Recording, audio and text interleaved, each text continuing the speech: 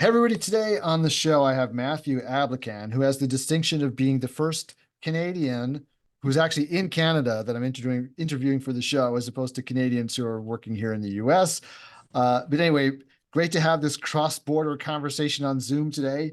Matthew, welcome to the show.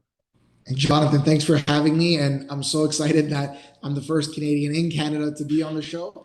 I promise I'm not a socialist or a communist. We have a lot of value to bring to your audience. So I'm excited. Thanks for having me. Thanks for doing this. Awesome, awesome. So, uh, all right. So the very first question and the only question I ever ask guests is, tell me what it is that you do.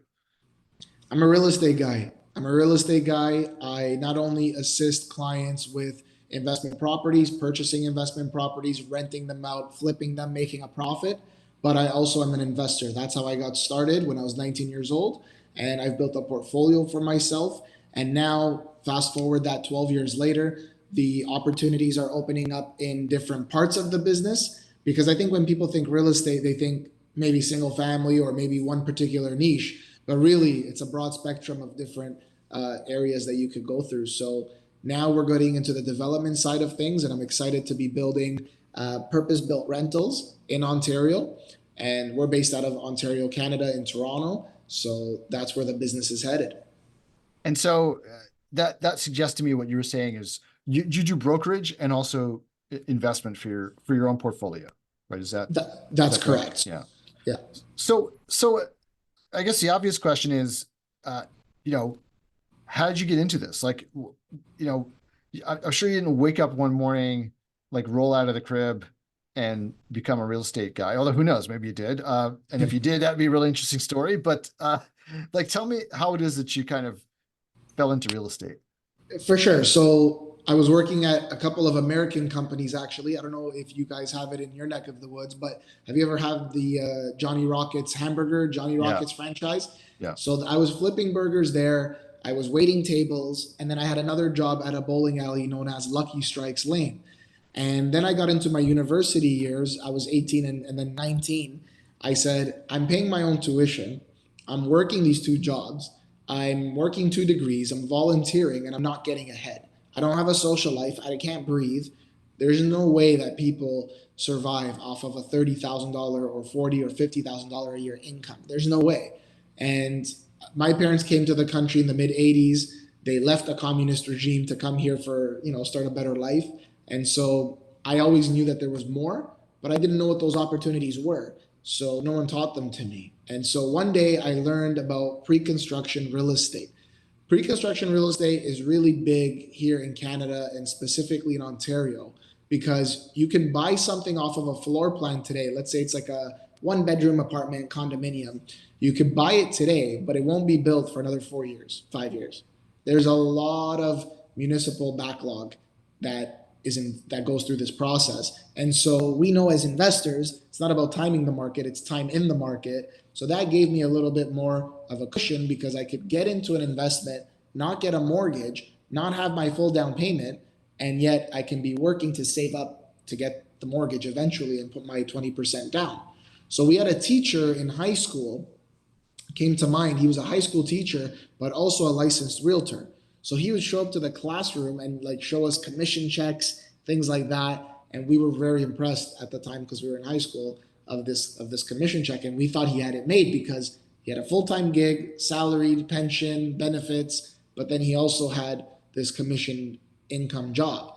So this clicked for me. I said, okay, I'm going to invest in real estate, but what am I going to do to generate an income? Because I So have to get a mortgage. before that, so can you Tell me. just explain? Yeah, I mean, I'm really interested in the story, but I really want to understand this pre-construction real Sure. estate, right? So, like, what is that exactly? Because we don't.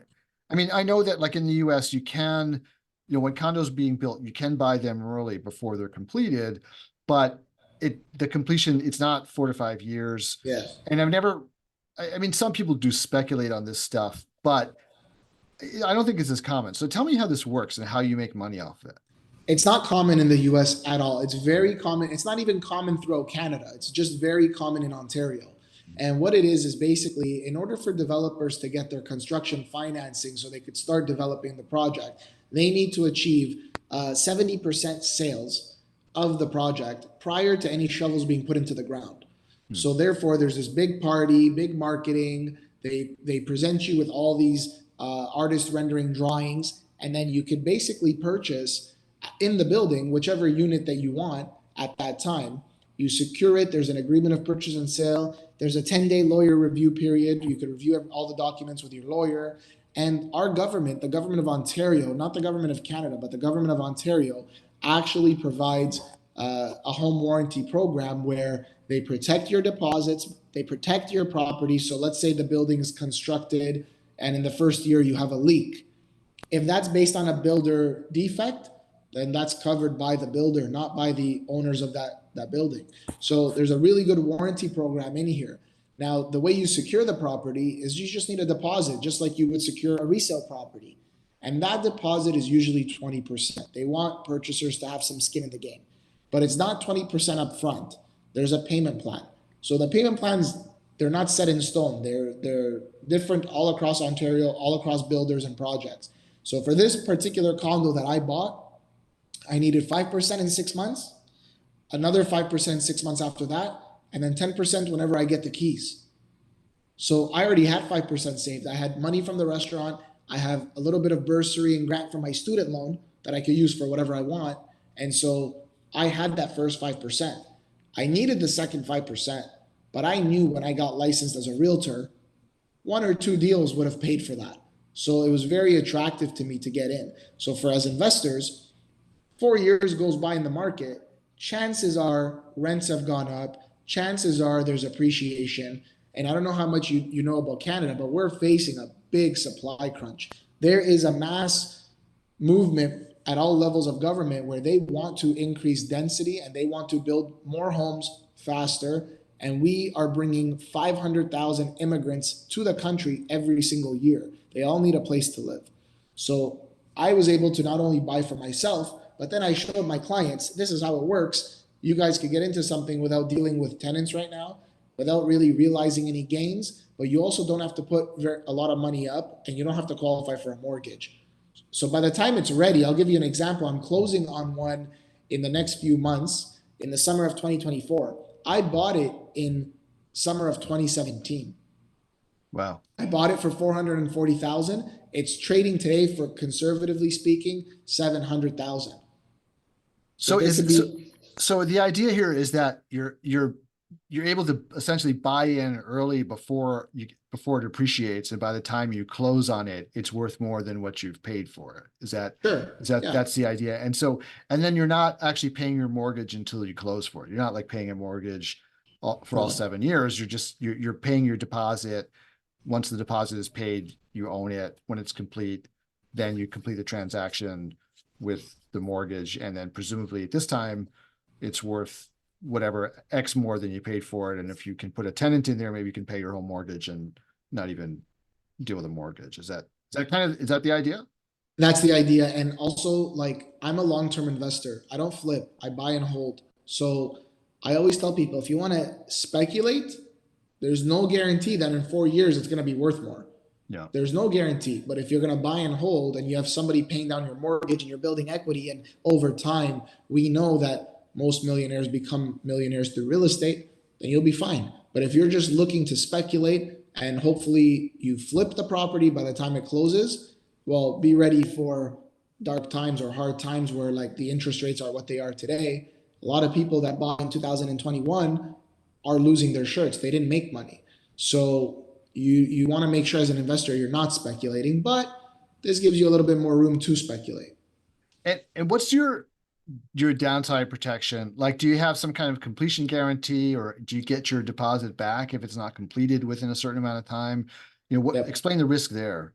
All deposits are guaranteed. The only risk you have in this kind of deal is opportunity risk, where 2 years might go by and then the project gets canceled for whatever reason. And unfortunately, you lost 2 years of the market because you could have been invested somewhere else. The deposits are guaranteed by 2 things: provincial legislation, so law, where the developers have to have certain insurance requirements, and the deposits are held in a lawyer's trust account, so they can't just go in for whatever reason.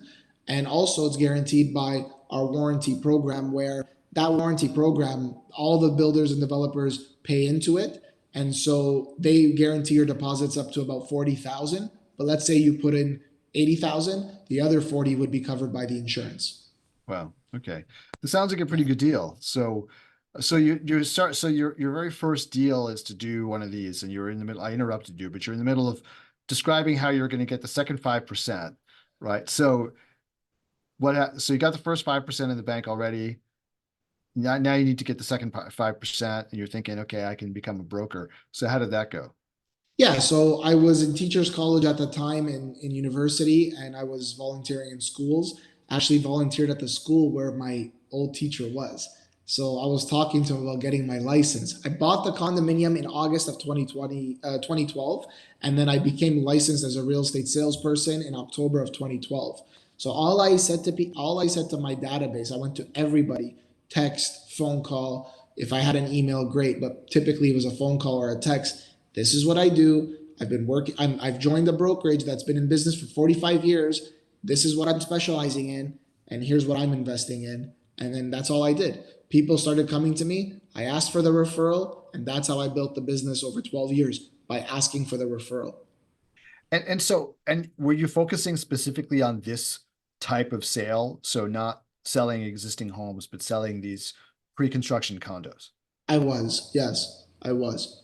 And what happened was, I'll put it to you this way, Jonathan. It was so lucrative that our tax revenue agency, the CRA, created its own task force because they realized that they were missing out on billions of dollars in potential revenue because people were investing in these property types, flipping them, making money, but there was nothing in the law that said you had to pay a capital gain or anything like that.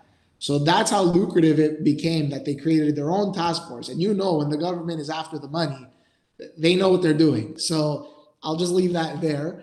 But that's all I was showing my clients how to do. This is what I do. And the brokerage that I joined was the brokerage that I purchased my first condominium from. So they were known as a brokerage that represents builders and developers. So they had access to different projects across Ontario. And I thought that that would be a big value add to my clients. So I stuck with that brokerage for 7 years. And then I launched my own brokerage and we offer the same service now. But since then, 12 years gone by, we've brought on new services. So we do work with resale clients. We do offer mortgages. We do offer life insurance. So we offer a number of different services now. And okay, that's also very interesting because in the US, you don't typically see all those services bundled together with a real estate brokerage, right? I mean, real estate brokerage tends to be really like on its own and very, I would say, like very, very much like independent of anybody, of any other kind of professionals. Like maybe they'll refer out a little bit to somebody that they know, but they're really not bundled together. So I find that quite interesting. Is that typical in Canada? It's not typical. We're seeing more and more people try to do it, but you can't be a jack of all trades. It doesn't work. I can't do mortgages or life insurance. So I have a team who does that I've hired. But basically, the reason why we did that was in my first year of real estate sales, I'm doing deals. I'm trying to network with brokers. I'm trying to network with mortgage agents and brokers and people at the banks. But our is very different. Our banking system is very different from the US. So it's a little bit more challenging to get approvals done. And if you don't work with a broker, then you don't access all the off market lenders or alternative lenders where they have other solutions for your clients. So now I'm talking to brokers and agents, and I'm not really getting good vibes from them, or I feel like this is something we could do ourselves. And so a year after I got licensed in real estate in November of 2013, I got licensed on the mortgage side of things. But all I did was bring in my own buyers. Whenever I had a buyer that's buying resale, the occasional resale deal, or the pre-construction project is now coming to a close, I have all those buyers who invested there. We can offer the mortgages. So I was giving those deals to the principal broker at the mortgage brokerage. And because I was an agent underneath them, I was getting paid 50% of the commission. So I never touched a deal. I didn't know how to do a deal, but because I was licensed, I was able to get paid on it and have more control over the deal. That's why we did that. And so what does your business look like now in terms of how many employees do you have? You have more than one office? Like, paint a picture of what your business is. We just moved into the office that I'm in now. It's brand new. We have 5 employees in total. So it's a small team, but we had a larger team before. If you don't perform, you're not going to be on our team. And we basically trimmed the fat throughout COVID. There was a lot of people who just got a second job, went the other way, weren't happy because the market here came to a standstill. I know in those types of markets, you have to figure out ways to become more valuable, and it's not for everybody. People want to get into Spears sometimes because they think it's fast money, and when the times are good, maybe the phone is ringing, but when times are slow, you got to go back to being a hunter and a gatherer. So it's not meant for everybody. We have a small team of 5, but we're producing more and more. There hasn't been a year that's actually we've gone down in sales. Every single year since I got started in this business, we've been increasing our revenue. And when times are a little bit slower, like last year, all we do is now catch up on marketing that we couldn't do before, create more content, get more, clients in the door, more leads in the door. And that's what we've been doing. We haven't stopped. So people here are surprised that we're actually busy and we're actually working. And I go, well, I don't sit around and twiddle my thumbs and hope for the best that interest rates are going to come down. I don't worry on the things I can't control. I worry about the things I could control. So put in a little bit more work to keep those volumes up. But nonetheless, I think it's time for people to capture market share if that's what they're interested in doing. It's interesting. The ability to be nimble and pivot, is very important. And I have a very good friend here in New York City who does office leasing. And when COVID hit, you can imagine the office leasing business fell off the table.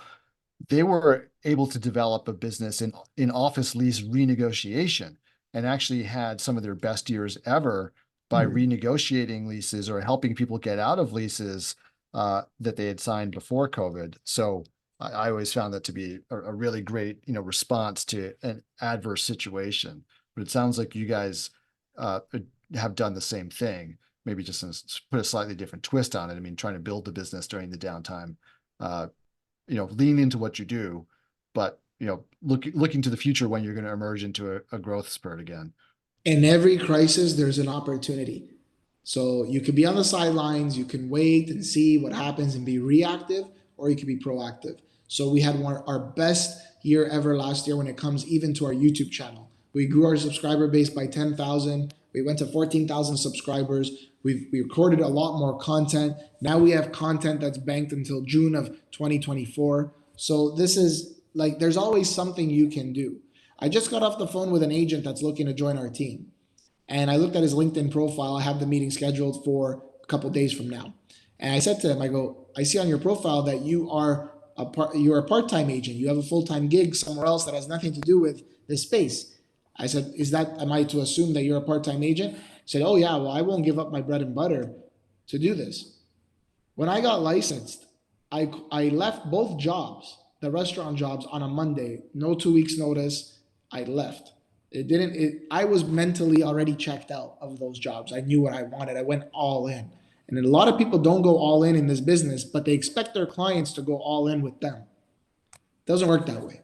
So we've been building a good business, solid reputation. We base it off of repeats and referrals. I would say about 90% of our business is repeat and referrals. And that's done really, really well for us because in order for that model to succeed, you have to do a great job. People have to like what you're offering, what you're doing for them, and then they'll feel confident enough to refer you to their friends and family and their network. Do you have a process for getting referrals? It's easy. So like once you just have to ask. Once you do the deal, hey Jonathan, how did it go? Just following up. I usually do it a week from the transaction closing, just to usually at that point they got their money from their lawyer or they've settled in.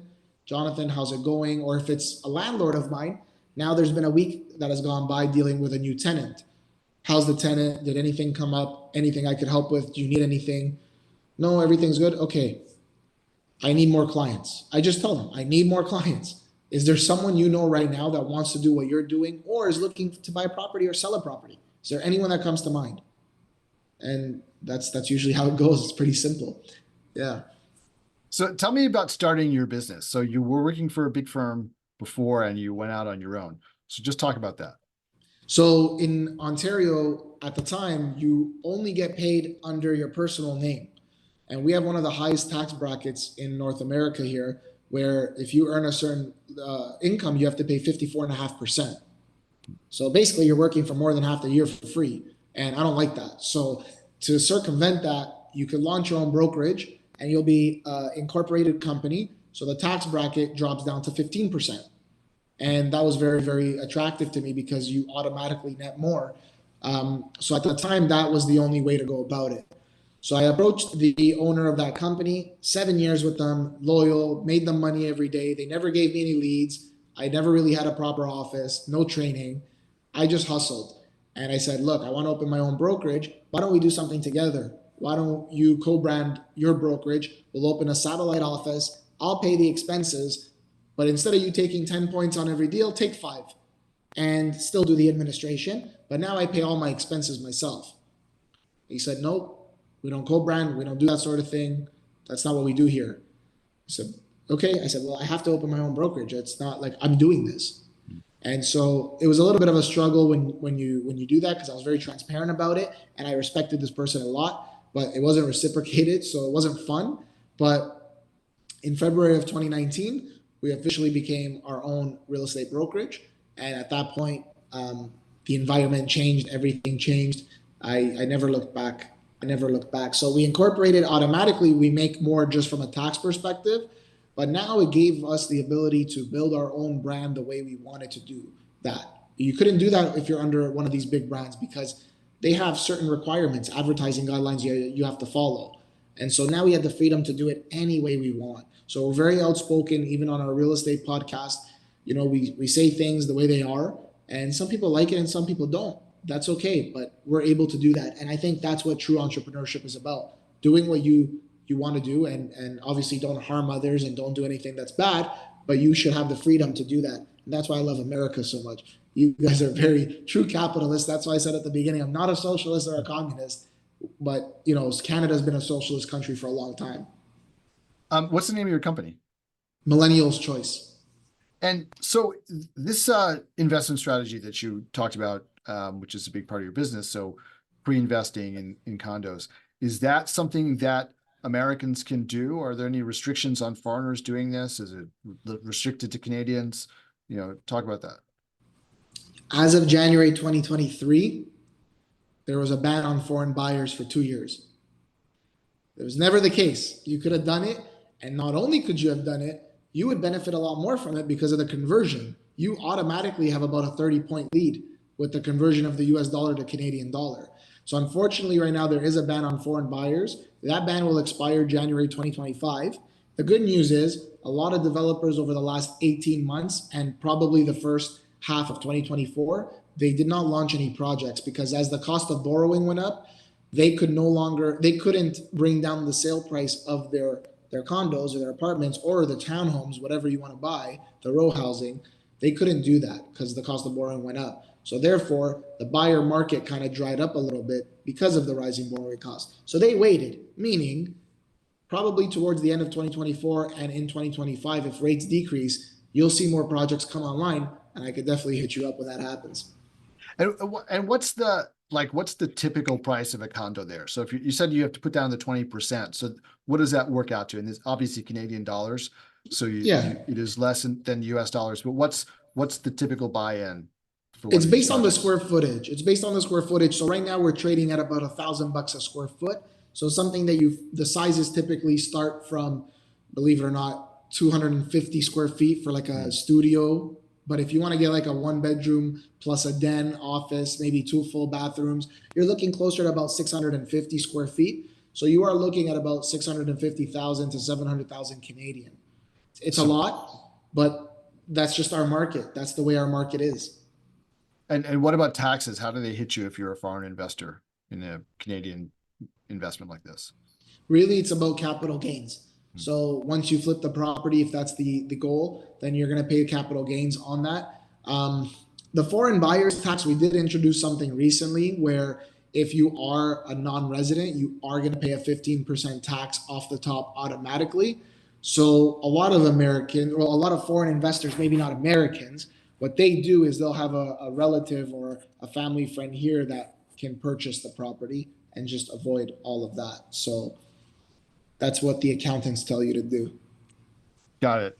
So you're clearly, I mean, I love talking to you because you have a lot of energy and you're very you're clearly a hustler. So where does this come from? Like, what is it about your childhood or your background that, made you out there hustling even when you were still, in university? My parents were immigrants. They were both teachers in Iraq in the Middle East, but we're from the Christian faith. So in the mid 80s, got really bad over there. So they came to the country. They actually met in Canada, got married here, and they started their family. Unfortunately, their educational credentials didn't transfer over with them. So they had to do kind of like everyday laboring jobs. And then they finally landed on a convenience store business where they can buy goods for low and sell them for a little bit more money and make a profit that way. Now, my parents don't like, they're old school. They don't believe in daycare or hiring a nanny or anything like that. That doesn't exist. So we would go with them on the weekends or even after school. We'd go with them to like wholesalers where they could buy products for low and sell it for high. This was like, my brother and I have some really, really cool memories that we dwell on now. We tell our parents about it, and we really enjoyed those days. But we didn't know what was happening at that time because we were very young. So we were learning different things of buy low and sell high and negotiation and things like that. Um, and fast forward, my mom never wanted me to get into business. She knew it was very difficult from what they saw. They became entrepreneurs not because it was a cool thing to do, but it was the necessity. It was necessity. It was necessary for them to do it. So that's why they did that. So she never wanted me to go down that route to go through the burdens and the struggles of being an entrepreneur. I get it, but I love being an entrepreneur. So when I was growing up in high school and I was working at the mall where I was working at the burger joint, people would come in from different stores in the mall and get lunch or whatever the case may be. And I started making connections. From those connections, somebody sold backpacks, somebody sold luggage, somebody sold hair straighteners. So I'd start to get the friends and family discount at these stores. I'd give them a burger and fries and they'd give me, something else. So what I started doing in high school, every time there was a trend with like, let's say a new backpack or whatever at the time we were selling, I'd be the first one to have it and I'd buy it at a really low price. And then I ended up getting two lockers in high school. One would be for all the goods that I would store, and the other would be for my books and stuff. I was always a good student. I always did well in school, but I had to pay for my own stuff. So you're My parents. arbitraging. So you were arbitraging these employee discounts you got, and then selling them to your friends for the regular price or something. Yeah. That's great. So like one person I had became a really good friend. They'd get these backpacks for $8 from the supplier, and they would sell them $39.99. So that was the norm for these bags. It was a particular brand. So instead of giving them to me for their discount, they just say, "How many do you want? If you don't sell them, bring them back. We're gonna sell them." It was the owner of the store. So I'd get them for $8 and then I'd sell them for 20. So I wouldn't gouge them. I wouldn't go to 30 or 35, but Right. I would give them a discount so everybody made money. Everybody was happy. That's great. I love that story.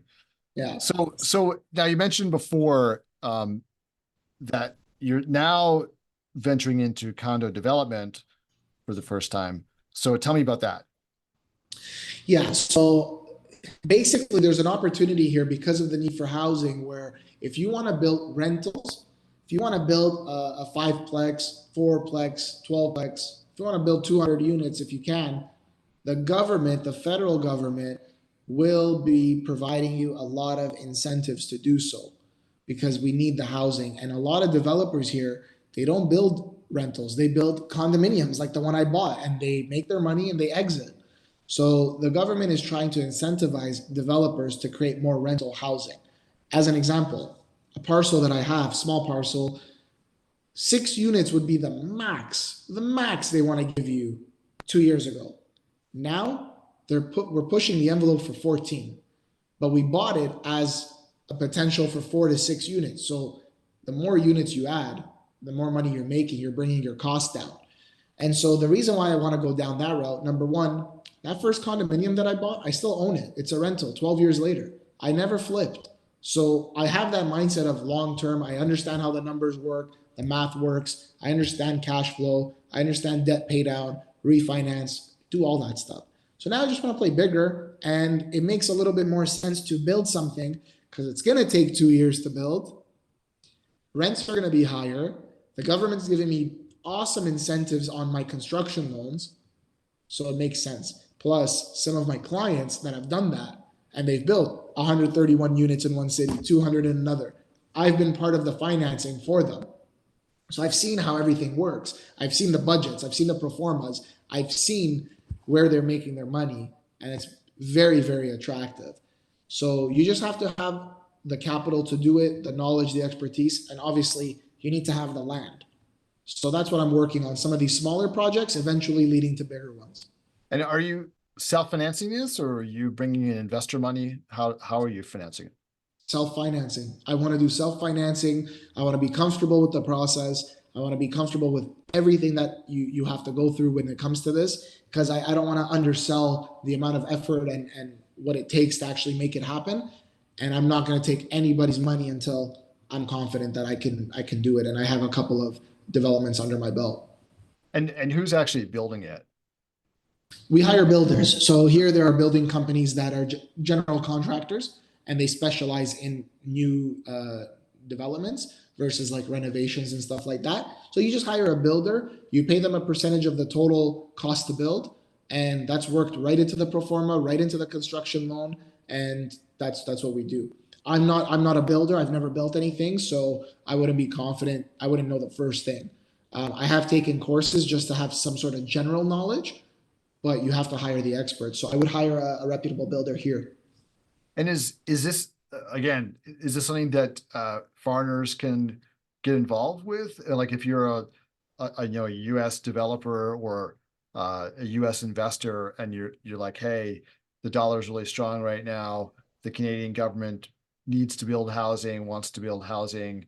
I know how to build housing. Is that something that, we can cross the border and try to get involved in? Yeah, so you're not banned on commercial properties. Hmm. You're only banned on the residential because, they're trying to blame investors as to the reason why we have the supply issue. So that's why they put that policy out there.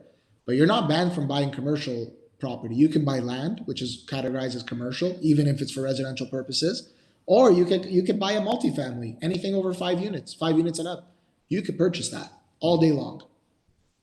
And what about getting debt as a foreigner? Is there any issue with getting debt? Do you need to bring in a local partner, or what's the story with that? That's going to be a little bit more challenging for you. That's going to be a little bit more challenging. You might have to go alternative paths where you're paying a little bit more, at least the first time, just to get, a little bit more of a reputation here. It's easier for a Canadian to come to your neck of the woods to get financing than it is for you to come here. It's hard for me to get financing here, never mind like foreigners. So yeah, either you partner with someone, do a joint ventureship, limited partnership agreement. There's different ways you could do it. Absolutely.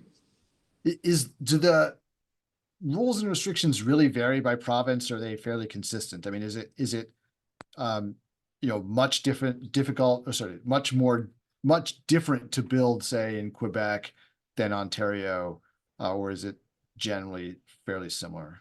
It's very, very similar, but there are minor differences. I'm not very familiar with Quebec, but Alberta, for example, very pro landlord, very pro development. They offer a lot of incentives when it comes to things like development charges and taxes that the developers have to pay. So for the most part, in a general sense, it's similar. They all have their different ways of building something. And in Alberta, where it's, believe it or not, a lot colder than where we are, they'll have a different kind of building code that they have to adhere to versus what we have to adhere to. So minor nuances, but overall, it's very similar. So you mentioned that you have a YouTube channel. Where can people find that? So we got two channels. Number one, if you want to learn about real estate in Ontario, it's Millennial's Choice Real Estate Finance and Entrepreneurship. We're all over Spotify, Apple Podcasts, Google Podcasts, anywhere you want, or YouTube. If you're interested in learning about former mob guys, especially some of the New York guys that you guys know about from the different kinds of five families, or politicians, you want to hear from pastors, TV actors, special guests, same thing, Millennial's Choice, except you're going to add the word show to the end of that. And we've got all kinds of special guests there. Okay, so this is just like an interview show with just like interesting people Yeah. that you want to talk to. Yeah. That's It's a that's side hustle my brother and I do, and it's been opening up amazing doors. We were just in New York, late 2023, sat down with a lot of people. Some of them, you've seen them on Netflix and sharing their story. And we get to travel together. My brother and I, we also bring our wives and our little kids now. So it's a fun thing we're doing, and it's growing. It's doing well. This is a great idea. I have for years kind of been kicking around this idea of doing a podcast about something completely different than real estate, and but just at the end of it saying like, hey, by the way, I'm a real estate investor here, so you can find out about me. But doing something about interviewing just interesting people, so sort of like you're doing. It sounds like you're doing a little more like out there than I might do, but it's still a similar idea. How has this been helping you develop your business? So up until recently, it hasn't been doing anything except create more awareness for the brand, because that side of the channel, the special guest one, is predominantly an American audience. So 70% of our audience is American there. Obviously, my real estate business is local. But what it's enabling me to do, what we're starting to realize, my brother and I, is by kind of garnering that attention, you're able to get into rooms that otherwise you wouldn't have been able to get into before with simply your real estate business. So that's where we're at right now. Now I'm getting, for example, I was on the phone with a developer yesterday, a medium-sized developer, and they said, we checked out your podcast. We want to get involved perhaps in some manner of sponsorship because we want people to learn more about our brand. I said, okay. So there's doors opening up that way. And the idea is like you get around people, there's people of influence. You never know where the opportunity is going to take you. And we've invested quite a bit of money in doing that because we got some big names on our channel, but we enjoy it. We know it's a lot, just like everything we're doing, it's long term. So we enjoy it. You never know. We might be starring in a mafia movie, my brother and I. Not star. I shouldn't say starring. We might have a very small role because the person we interviewed twice now, we developed a good relationship with him. Said, I need there's a convenience store scene where we're trying to hijack the lottery machine. I said, we're your guys. He's like, there's two brothers that are in that scene, and I gotta punch one of them in the face, but not actually. I said, I will take that punch. I will be that guy. So you don't know where it's gonna go or lead. But yeah, I encourage you. Like, and if I can help you in any way, let me know. But I encourage you. It's fun, but it takes time. Uh, who have you had on the show? I've had Sammy the Bull Gravano, Michael Francisi. I don't know if you're familiar with Patrick Bet-David. He's a big entrepreneur. He owns Valuetainment. I've had his whole team on. I've had Anthony Ruggiano Jr. He's the star on Get Gotti on Netflix. I had the lady that's the star on that show, Andrea Giovino, John A. Light. I've had a few local people that are local in Toronto that are entrepreneurs and influencers. I've had our local mayor on the show. I've had one of our ministers of education and some counselors. I've had Noel Guglielmi, who's an actor. I've had ex-KGB, ex-CIA. I've had some people, man. It's been very interesting. I've had one of Mike Tyson's closest training partners, Big Joe Egan, on. So I've had the lead detective in the Tupac Shakur murder, Greg Kading, on. So we've had a few big names. It sounds really fun, and I really encourage everybody to check this out. So listen, we're out of time, but other than the YouTube channel, what's the best place for people to get in touch with you if they would like to, develop a relationship or learn more about what you do? Definitely on Instagram. So you can follow me at Matthew Ablakan. It's just my first and last name. And then mention that you heard me here on Jonathan's show. And that way we could give some credit to Jonathan as well. But Instagram is the best way. Awesome. Well, it was great having you on the show today. This was a lot of fun. I learned a lot, and looking forward to talking with you again. Thank you, Jonathan. Likewise. Appreciate you doing this.